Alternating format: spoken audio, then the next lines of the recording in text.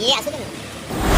धूमधाम से ट्रांसफ़र किया गया, यहाँ से उनकी विदाई की गई, उनको माला पहनाया गया, मुकुट भी पहनाया गया और उसमें आमदार भी आए थे, माजी आमदार भी आए थे, कई लोग आए थे। रात में वो विदाई हो गई और सुबह उन पर कार्रवाई हो गई। सर नमस्कार। बेनामी संपत्ति होगी, क्योंकि इससे पहले जो रेट हुआ था वाईएस रेड्डी के यहाँ पे, वहाँ पे भी करोड़ों की संपत्ति निकली थी, सोना निकला था, हीरा निकला था, तमाम दस्तावेज भी निकले थे। तो उम्मीद थी कि ये तो आयुक्त साहब हैं, इनके यहाँ तो कुछ और ही ज़्यादा निकलना चाहिए। खैर पूरा दिन कार्रवाई हुआ, पूरा दिन खबर चला, पत्रकार उनके घर के बाहर खड़े रहे।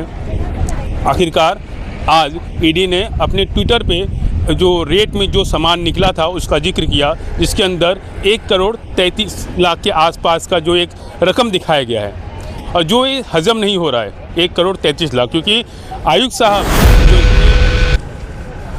नमस्कार, मैं रवि पंडित और इस वक्त मैं खड़ा हूँ वसी विरार महानगर पालिका के ठीक सामने। यहाँ दिखाइए, ये वसी विरार महानगर पालिका का मुख्य कार्यालय है जो करोड़ों रुपए की लागत से बनाया गया था। इसके पहले विरार पूर्व में कार्यालय था, उसके बाद यहाँ बनाया गया और इसी में बैठते थे आयुक्त अनिल पवार।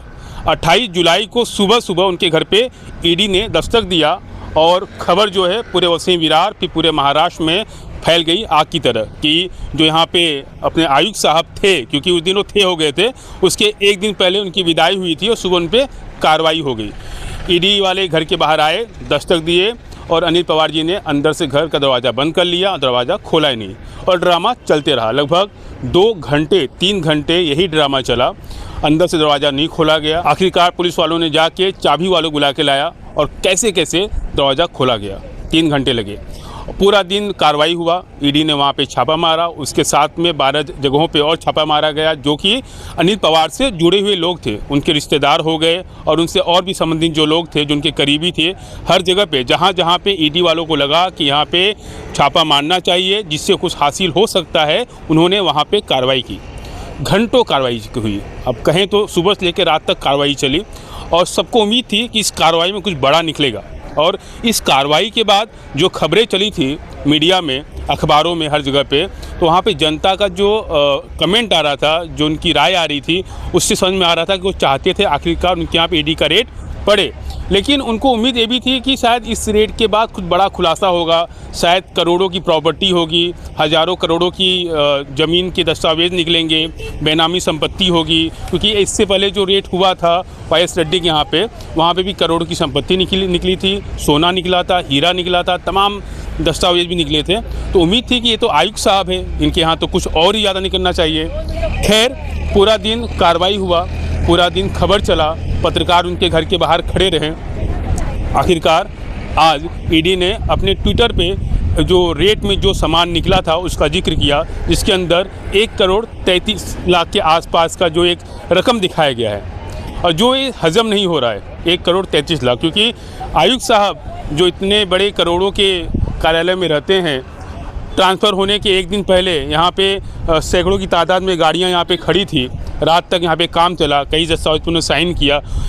इतना सारा काम करने के बाद, डे नाइट काम करने के बाद, आखिरकार उनके यहाँ से क्या मिला? 1,33,00,000। 2 घंटा जो ईडी ने जब उनके घर पे रेट मारा, 2 से 3 घंटा जो घर में रहे, दरवाज़ा नहीं खोले, उस 2 घंटे में क्या हुआ रहेगा? उस 2 घंटे के अंदर उन्होंने कितने लोगों को फ़ोन लगाया रहेगा? उस 2 घंटों में उन्होंने जितने भी सोर्स अब तक उनके रहेंगे, एक आईएएस ऑफिसर है तो सबको फ़ोन लगाए रहेंगे, जिनके लिए उन्होंने काम किया रहेगा उनको फ़ोन लगाए रहेंगे।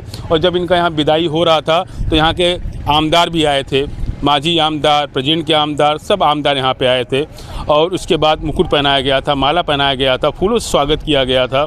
तो विदाई समारोह काफ़ी अच्छा धूमधाम से हुआ था। कुछ महीनों पहले वसी में एक जगह था जो रिजर्वेशन में आ गया था, स्नेहा पंडित ने उसको कुछ ही दिनों में वहाँ से जो रिजर्वेशन था हटा दिया था। वहीं नायसुपारा ईस्ट की बात करें, 41 बिल्डिंग का जो मुद्दा था, वहाँ पे भी डंपिंग ग्राउंड का जगह था, लेकिन उसको पूरा तोड़ा गया। तो एक बात तय है, सरकार जो चाहे वो कर सकती है। आखिरकार अनिल पवार को बचाने में किसका हाथ है, उनके पीछे कौन है? कई खुलासे शुरू हो गए और खबर ये भी सामने आई कि दादा भूसे और अनिल पवार काफ़ी करीबी हैं, उनके काफ़ी करीबी रिश्ते हैं। और एक खबर ये भी सामने आ रही है कि कहीं ना कहीं देवेंद्र फडणवीस, एकनाथ शिंदे के टीम में जितने लोग हैं उनको फंसाने का और उनको तोड़ने का काम शुरू कर दी है। और उसमें अनिल पवार भी एक कड़ी थे, क्योंकि अनिल पवार को यहाँ पे एकनाथ शिंदे ने ही भेजा था। ऐसी खबरें सामने आ रही, इसमें सच्चाई क्या है नहीं पता।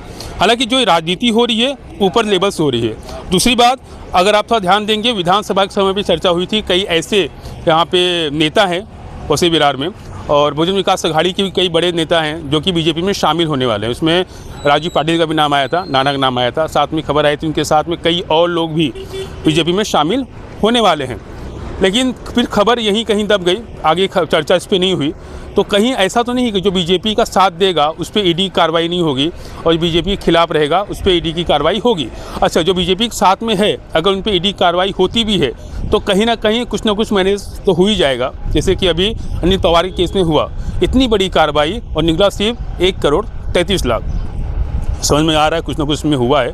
लेकिन वो शुरुआत कहाँ से हुआ था, किससे फ़ोन लगाया गया, उस घर के अंदर जब 2 घंटे 3 घंटे अनिल पवार घर के अंदर अकेले थे, कितने लोगों को फ़ोन लगाए रहेंगे और कितने लोगों को सोर्स लगाए रहेंगे, क्या क्या वादे किए रहेंगे, क्योंकि अभी वो रिटायर नहीं हुए हैं, ट्रांसफ़र हुआ है, तो उन्होंने क्या क्या वादा किया रहेगा। तो ये सिर्फ और सिर्फ उनके तक ही ये बात पता है, और जिससे वो वादा किए रहेंगे उनको पता रहेगा। अब सवाल उठना शुरू हो गया है कि ईडी की रेट में भी शायद कुछ तो गलत हो रहा है, क्योंकि इतना बड़ा रेट और खाली 1,33,00,000। आने वाले वक्त में ये भी कहा जा रहा है कि वसी विरार में कई और लोगों पे ईडी का रेट होगा, और ईडी वहाँ पे छापे मारेगी। बड़े बड़े जो यहाँ के नेता हैं, जो यहाँ के मांझी नगर सेवक हैं, बहुजन विकास अघाड़ी कई ऐसे नेता हैं जिनका व्यवसाय बिल्डर लाइन में है, तो उन पर भी ईडी का छापा पड़ सकता है। लेकिन उस समय भी क्या होगा, यही होगा जो अनिल पवार के साथ में हुआ, पूरे दिन कार्रवाई होगी और शाम को और 1-2 दिन बाद ईडी वाले अपने ट्विटर पे बताएंगे बस थोड़ा सा अमाउंट उनके यहाँ मिला है।